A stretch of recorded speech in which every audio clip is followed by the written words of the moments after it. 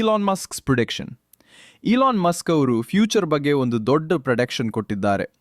ಅವ್ರ ಪ್ರಕಾರ ಕೆಲವೇ ವರ್ಷಗಳಲ್ಲಿ AI ಮತ್ತು ರೋಬೋಟ್ಸ್ ಎಲ್ಲ ಟ್ರೆಡಿಷನಲ್ ಜಾಬ್ಸ್ಗಳನ್ನು ತೆಗೆದುಕೊಂಡು ಬಿಡುತ್ತವೆ.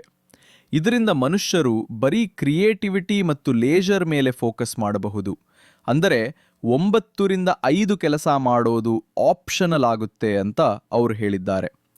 ಆದರೆ ಈ ಬದಲಾವಣೆಗೆ ಜಗತ್ತು ಹೇಗೆ ಟ್ರಾನ್ಸಿಷನ್ ಆಗುತ್ತೆ ಅನ್ನೋದು ದೊಡ್ಡ ಪ್ರಶ್ನೆ. ಕಾಂಟೆಂಟ್ ಬಳಸಿರುವ ಆರೋಪದ ಮೇಲೆ ರೆಡಿಟ್ ಕಂಪನಿಯು ಪರ್ಪ್ಲೆಕ್ಸಿಟಿ AI ವಿರುದ್ಧ ಲಾಸೂಟ್ ದಾಖಲಿಸಿದೆ.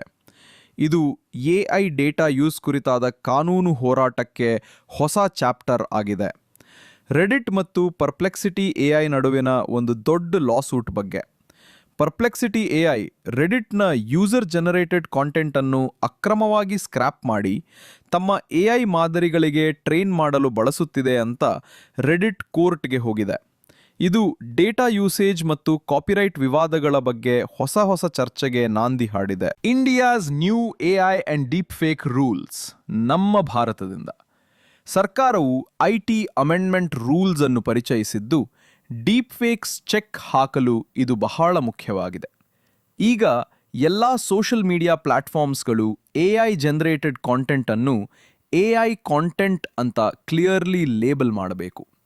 ಇದರಿಂದ ತಪ್ಪು ಮಾಹಿತಿ, ಮಿಸ್ಇನ್ಫಾರ್ಮೇಷನ್ ಹರಡುವುದನ್ನು ತಡೆಯಲು ಸಾಧ್ಯವಾಗಬಹುದು. OpenAI plus Oracle plus Vantage equals Stargate data centre. Tech ದೈತ್ಯರ ನಡುವಿನ ಹಾರ್ಡ್ವೇರ್ ಆರ್ಮ್ಸ್ ರೇಸ್ ಬಗ್ಗೆ. OpenAI, ಆರಕಲ್ ಮತ್ತು ವ್ಯಾಂಟೇಜ್ ಸೇರಿ ಸ್ಟಾರ್ಗೇಟ್ ಎಂಬ ಒಂದು ಮ್ಯಾಸಿವ್ ಡೇಟಾ ಸೆಂಟರ್ ಕಟ್ಟಲು ಕೈಜೋಡಿಸಿವೆ.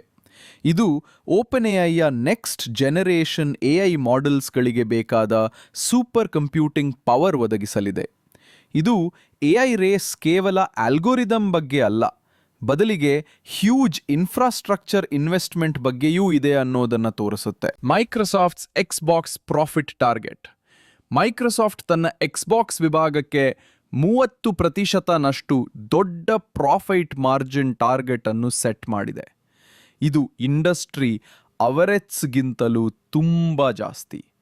ಈ ಅಗ್ರೆಸಿವ್ ಟಾರ್ಗೆಟ್ನಿಂದ ಗೇಮಿಂಗ್ ಮಾರುಕಟ್ಟೆಯಲ್ಲಿ ಮೈಕ್ರೋಸಾಫ್ಟ್ ಎಷ್ಟು ಸೀರಿಯಸ್ ಆಗಿದೆ ಮತ್ತು ಕಠಿಣ ಕಾಸ್ಟ್ ಕಂಟ್ರೋಲ್ಗೆ ಹೋಗುತ್ತಿದೆ ಅನ್ನೋದನ್ನು ನಾವು ಅರ್ಥ ಮಾಡಿಕೊಳ್ಳಬಹುದು. AI assistance spreading wrong news ಒಂದು ಎಚ್ಚರಿಕೆಯ ಸುದ್ದಿ.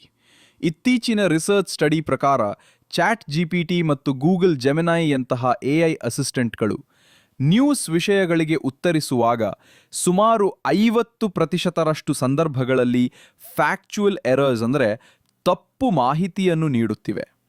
ಈ ಹ್ಯಾಲ್ಯೂಸಿನೇಷನ್ಸ್ಗಳಿಂದಾಗಿ ಮಿಸ್ಇನ್ಫಾರ್ಮೇಷನ್ ಹರಡುವ ರಿಸ್ಕ್ ಹೆಚ್ಚಾಗುತ್ತಿದ್ದು AI ಅನ್ನು ಬಳಸುವಾಗ ಹ್ಯೂಮನ್ ಓವರ್ಸೈಟ್ ಇರುವುದು ಬಹಳ ಮುಖ್ಯ. Google's quantum break through.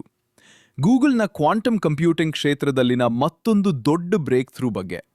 ಅವರ ಹೊಸ ವಿಲೋ ಕ್ವಾಂಟಮ್ ಚಿಪ್ ವಿಶ್ವದ ಅತಿ ವೇಗದ ಕ್ಲಾಸಿಕಲ್ ಸೂಪರ್ ಕಂಪ್ಯೂಟರ್ಗಿಂತಲೂ ಮಿಲಿಯನ್ ಗಟ್ಟಲೆ ಪಟ್ಟು ವೇಗವಾಗಿ ಸಂಕೀರ್ಣ ಲೆಕ್ಕಾಚಾರಗಳನ್ನು ಪೂರ್ಣಗೊಳಿಸಿದೆ.